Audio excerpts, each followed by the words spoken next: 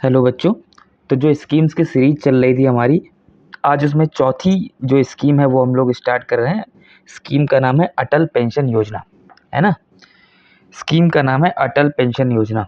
तो सबसे पहले तो ये जानो कि पेंशन क्या होती है। पेंशन जो होता है ना, वो अमाउंट होता है जो आपको आपकी जॉब खत्म होने के बाद मिलता है। पेंशन की हमारे वहाँ एक स्कीम चलती है, गवर्नमेंट की चलती है, वो है एनपीएस यानी नेशनल पेंशन सिस्टम। तो नेशनल पेंशन सिस्टम के अंतर्गत होता क्या है कि कुछ पैसा आप क्या करते हो, कंट्रीब्यूट करते हो। मतलब आप जैसे जो आपकी सैलरी निर्धारित होती है, उस सैलरी में से कुछ पैसा, कुछ परसेंटेज वो कट जाता है। आप भी डिसाइड कर सकते हो, गवर्नमेंट खुद भी डिसाइड करती है कि कितना पैसा काटना है। तो कुछ पैसा आपका कट जाता है और वो जो है वो जमा हो जाता है किसमें, एनपीएस के साथ। और उसी में जितना अमाउंट आपका कटता है, उसका मतलब जो भी आपकी सैलरी, उसका बेसिक जो पे होता है, उस बेसिक पे से 10 से 14% गवर्नमेंट अपनी तरफ से क्या करती है, पैसा कंट्रीब्यूट करती है। ये सारा पैसा एनपीएस के पास जमा होता है और ये पैसा वो अलग अलग शेयर मार्केट्स में या फिर अलग अलग जगह उस पैसे को इन्वेस्ट करती है और उस पैसे को धीरे धीरे ग्रो करती है। और बाद में जब आप रिटायर होते हैं तो उसी में से वो पैसा आपको क्या करती रहती है, वापस करती रहती है। ठीक है। तो ऐसी स्कीम गवर्नमेंट चलाती है गवर्नमेंट एम्प्लॉयज़ के लिए। ठीक है। गवर्नमेंट एम्प्लॉयज़ भी हैं इसमें और बाकी मतलब कोई इंडिविजुअल है, हम तुम भी स्कीम में शामिल हो सकते हैं। बाकी जो तुम्हारा प्राइवेट सेक्टर में लोग काम करते हैं, वो भी इसमें शामिल हो सकते हैं, फॉर्मल सेक्टर के। अच्छा, समस्या ये थी कि जो इनफॉर्मल सेक्टर में लोग रहते हैं, इनफॉर्मल का मतलब क्या हो गया, जैसे रेहड़ी पटरी वाले हो गए, ये सारे लोग हो गए। इनके साथ मैटर ये था कि इनके लिए कोई स्कीम वगैरह नहीं चलती थी। मतलब इनको अगर चाहिए कि पेन, जैसे मान लो मैं दुकान चलाता हूँ और मैं चाहता हूँ कि मैं जब रिटायर हूँ तो हमको 8-10 हज़ार 15 हज़ार रुपये महीने का आता रहे, ताकि मेरा बुढ़ापा अच्छे से कट जाए। उसके लिए मेरे पास कोई स्कीम उपलब्ध नहीं थी, कोई सुविधा उपलब्ध नहीं थी कि जिसको मैं पैसा जमा कर दूँ और वो भविष्य में मैं जब 60 साल का पूरा हो जाऊँ तो हमको देता रहे। इसी सब को ध्यान में रखते हुए, अच्छा सेविंग्स भी हो जाती है इससे। इसी सब को ध्यान में रखते हुए गवर्नमेंट ने जो है 2015 में एक स्कीम लॉन्च की जिसका नाम था अटल पेंशन योजना। और इसमें मेजरली उन्हीं लोगों को ध्यान दिया गया जो तुम्हारे इनफॉर्मल सेक्टर में काम करते हैं। इनफॉर्मल सेक्टर का मतलब क्या हो गया, जो किसी प्राइवेट कंपनी और जो किसी गवर्नमेंट एम्प्लॉय वगैरह, मतलब गवर्नमेंट वगैरह के लिए काम नहीं करते हैं, वो तुम्हारे इनफॉर्मल सेक्टर में आ गए।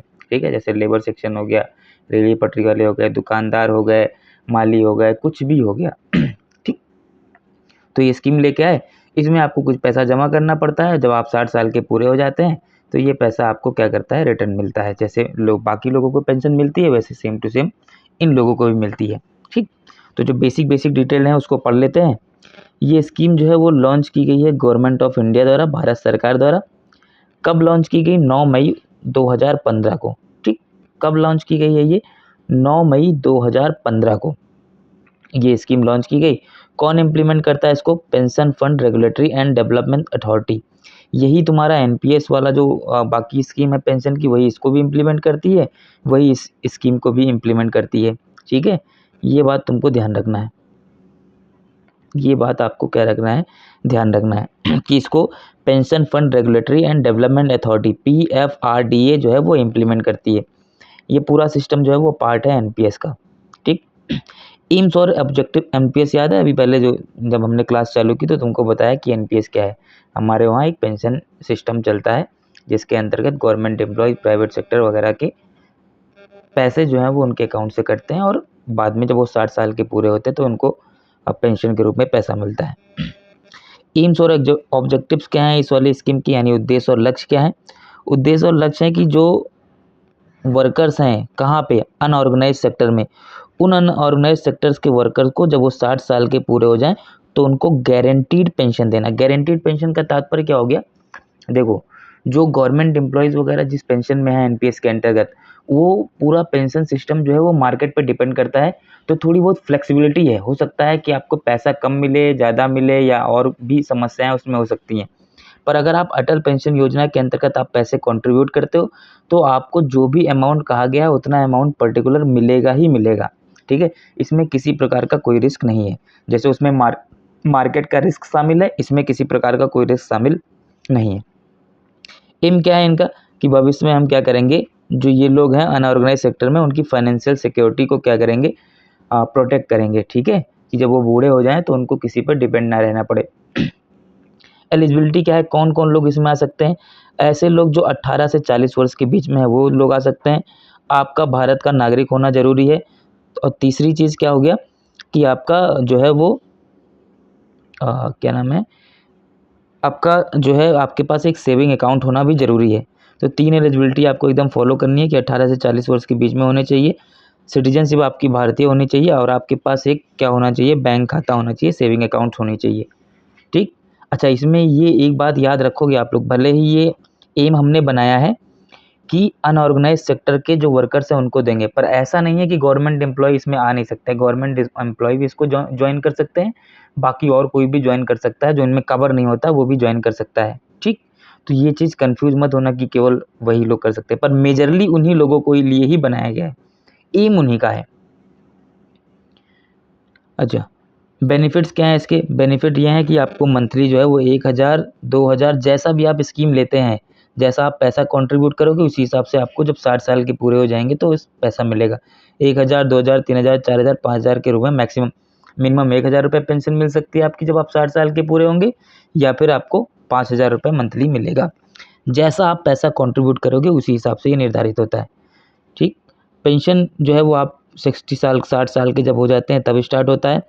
अमाउंट जो है वो कितना आपको पैसा कंट्रीब्यूट करना है, मतलब कितना पैसा आपको पर मंथ जमा करना है, वो डिपेंड करता है कि आपकी एज क्या है और आप मतलब कि कब आप जॉइन कर रहे हैं, किस एज में जॉइन कर रहे हैं और मंथली कंट्रीब्यूशन क्या है। जैसे आप मान लो 18 की साल की एज है आपकी और आपको ऐसा पेंशन का वो चाहिए फ़ायदा, तो आप चाहते हैं जब आप 60 साल के हो जाएँ तो आपको 1000 रुपये मंथली मिले, तो आपको 42 रुपये पर मंथ जमा करना पड़ेगा।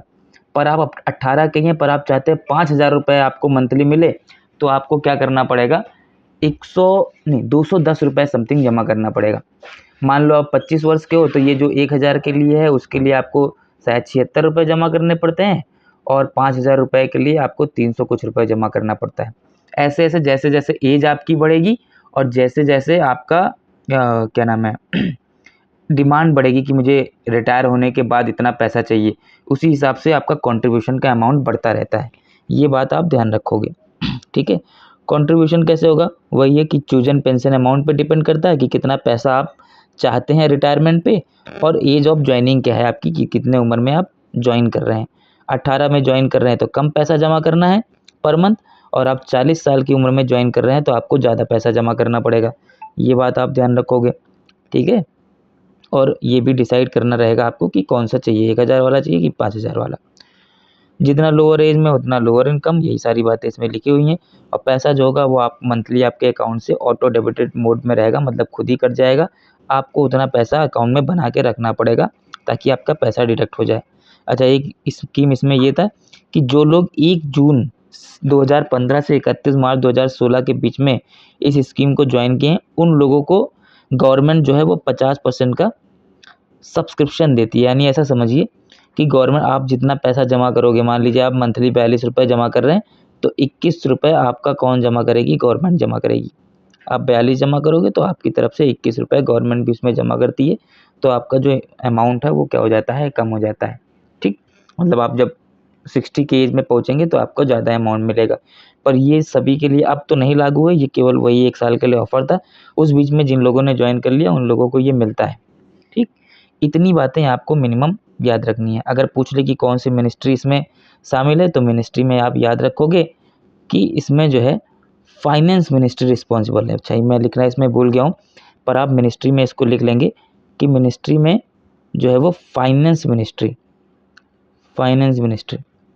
मिनिस्ट्री ऑफ फाइनेंस यानी वित्त मंत्रालय जो है इस स्कीम के लिए ज़िम्मेदार है, या समझ लीजिए कि यही मंत्रालय जो है इस स्कीम को ऑर्गेनाइज़ करता है या लोगों तक पहुँचाता है।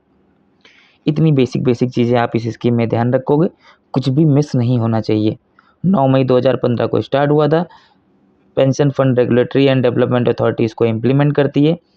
एम यही है कि जो लोग अनऑर्गेनाइज्ड सेक्टर में यानी असंगठित क्षेत्र में कार्य करते हैं, उन लोगों को 60 साल के बाद पेंशन उपलब्ध करवाना है। और जो पेंशन का रेंज है वो क्या है, 1000 रुपये से 5000 रुपये तक का है। एलिजिबिलिटी में आपकी एलिजिबिलिटी है 18 साल से 40 साल तक की। अगर आप 41 के हो गए तब आप इस स्कीम को ज्वाइन नहीं कर सकते हैं। सिटीजन होने चाहिए और आपके पास बैंक का खाता होना ही चाहिए। जब आप 60 साल के हो जाएंगे तो आपको मंथली पैसे मिलते रहेंगे। चलिए, धन्यवाद।